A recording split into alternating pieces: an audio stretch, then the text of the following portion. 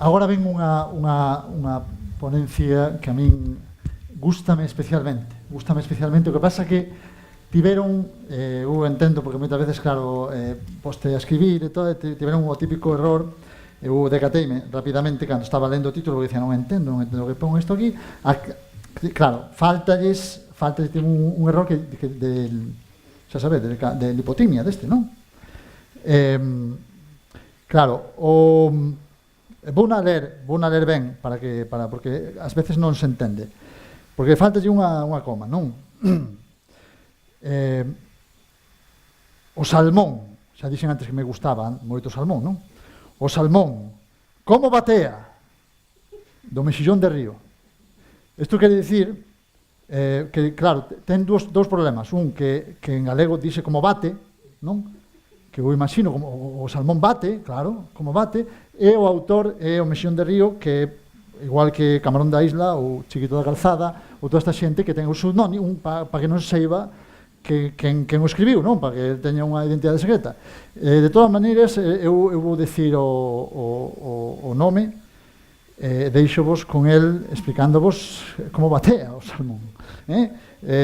Pedro Castrillo Arias.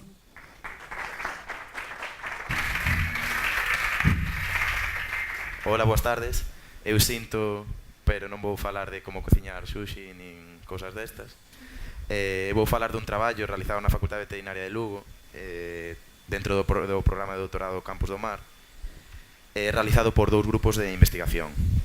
Un deles é o grupo de conservación de peixes e moluscos e o outro é o grupo de anatomía patolóxica veterinaria, que traballan moi estreitamente. E o título é O salmón como batea do mexillón do río. Como ben sabedes, existe o mexillón de mar, que en Galicia é un das rexións punteiras na produción mundial deste mexillón, e que se cultivan bateas nunha estrutura que pendura no mar. Sen embargo, o mexillón de río, como veredes, teñen un tipo de batea moi especial e que se dá sen ir máis lexos aquí abaixo no río Miño.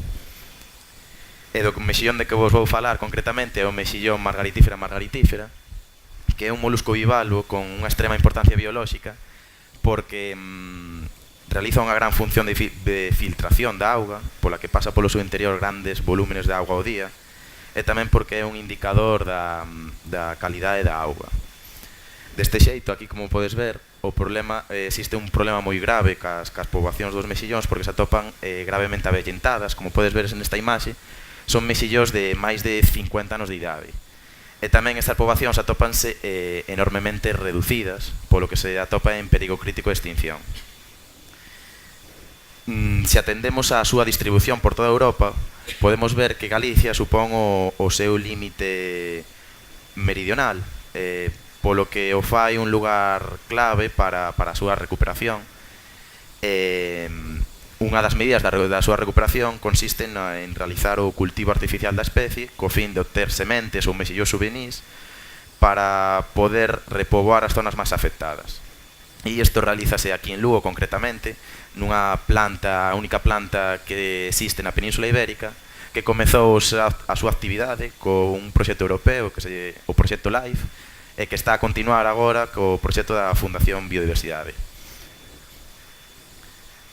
Non obstante, a súa bioloxía é moi distinta á bioloxía do mexillón de mar que coñecemos.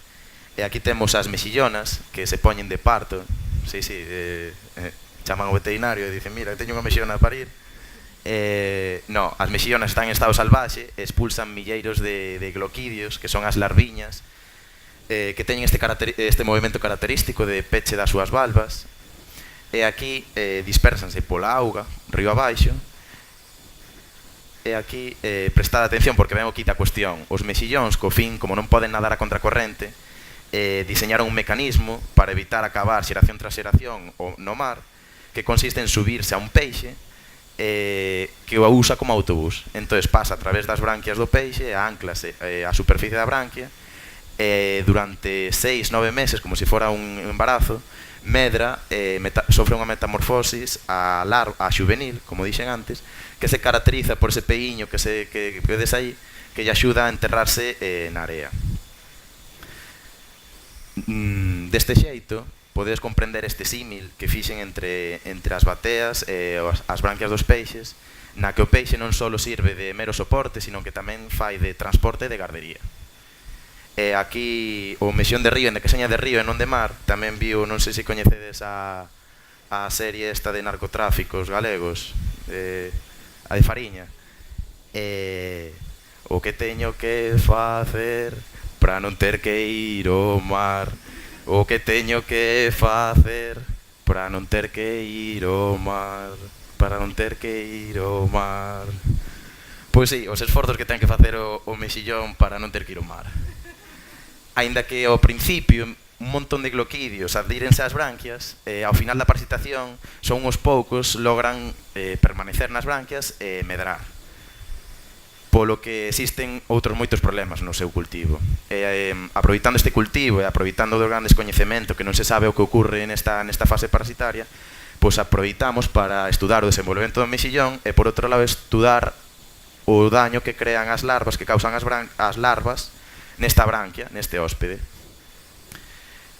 Para iso realizouse unha infestación artificial, porque collemos os gloquidios e puxémolos en contacto cos peixes. Posteriormente anestesiamos os peixes, realizamos unha eutanasia, necropsiámolo e diseccionamos cada un dos arcos branquiais e observámoslos baixa lupa, porque estes son moi pequeniños. Posteriormente os arcos branquiais procesámoslos para seguindo as técnicas laboratoriais de rutina. Aquí quero representar que os meus resultados están baseados basicamente na descripción do que vemos, minuciosa. Para velo como parásito tan pequeno, pois de igual xeito que vemos a lúa co telescopio a moitos aumentos, pois para ver o parásito que vedes á dereita, pois temos que usar aínda moitos máis aumentos, ao redor de 8.000, 100 veces máis, e para iso usamos microscopios ópticos e microscopios electrónicos.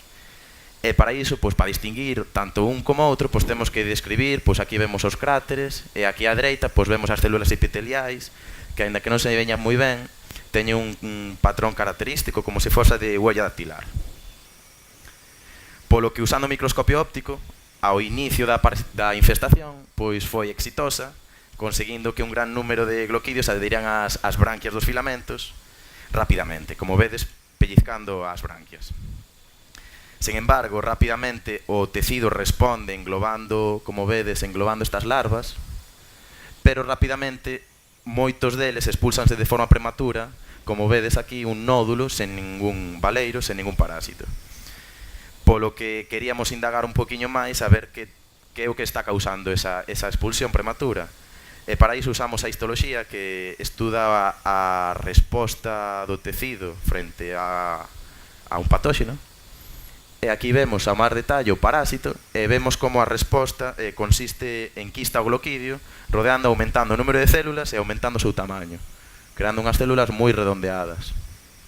E por outra banda, aproveitando tamén esta técnica, podemos usar para ver o interior do gloquidio, no que no interior, se recordades, estas células que quedaban pellizcadas acaban desaparecendo e o gloquidio presenta unha morfoloxía todavía inmadura.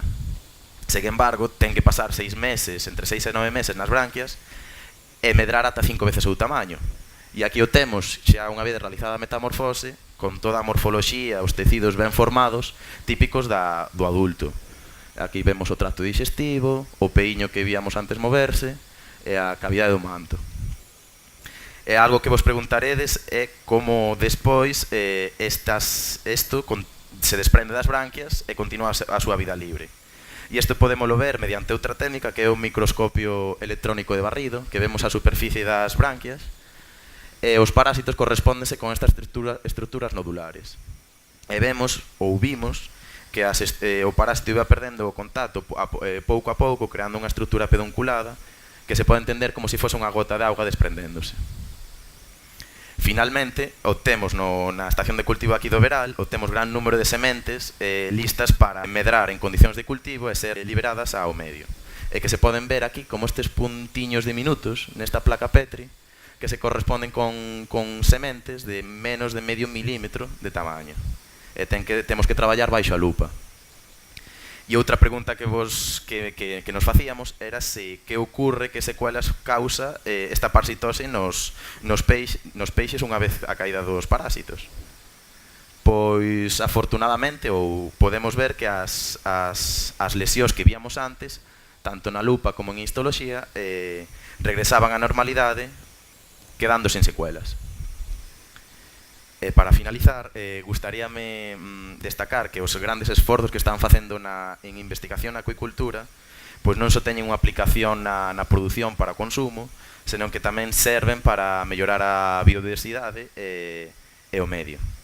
E por outra banda, este tipo de interaccións parasitarias que coevolucionan durante o longo da vida non teñen por que ser tan malas como parece, como podemos entender dun parásito que pode ser moi dañiño.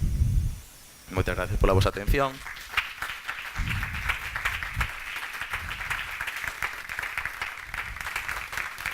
E quería agradecer aos meus compañeros de traballo, en especial aos meus directores e a Divulgaterra por ofrecer esta oportunidade. Moi ben, o final non era do que pensaba eu, non era, pero era moito máis interesante.